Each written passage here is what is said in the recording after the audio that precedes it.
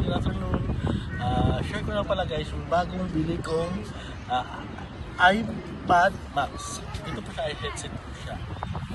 So, i-unbox na po natin siya. Tingnan natin kung ano po nasa loob nito, kung ano pa kaganda iPad Max.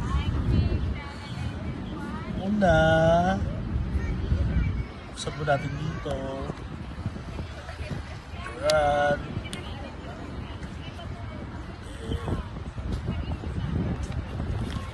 Ayan po siya guys.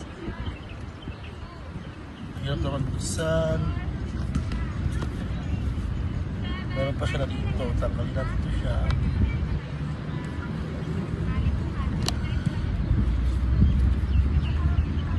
Ayan.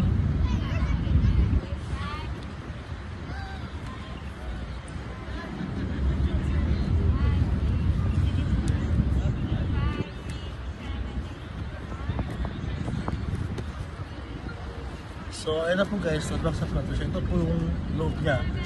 So, meron po siyang casing. Ito po, so big po natin siya. Tapos, meron din siyang menu or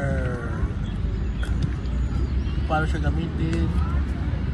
Tapos, meron din po siyang charger. Charger port niya is Type-C po siya parehas. So wala siyang adapter, kaya nabibili ng adapter niya. So i-unbox natin po siya guys. Tanggalin natin po siya. Ito. Dahan-dahan.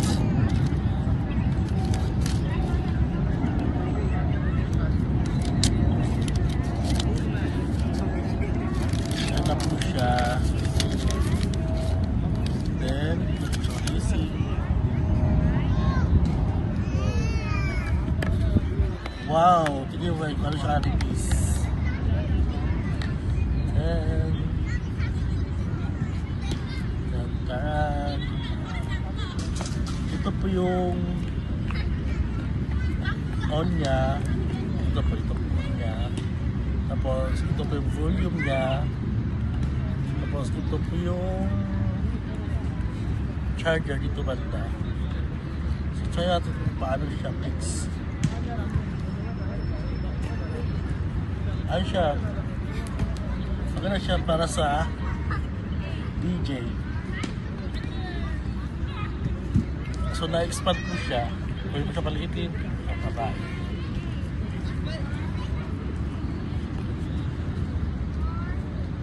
So maganda siya gamitin guys. If ever na mag-jogging kayo, mag-out of town kayo, mag-adventure kayo, anipis po siya.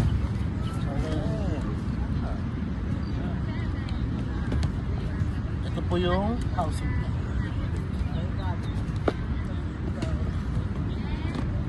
So, iPad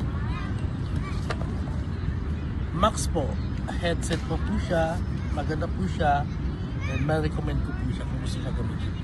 Paka-easy po niya gamitin. Dahil hanggang dito lang po susunod.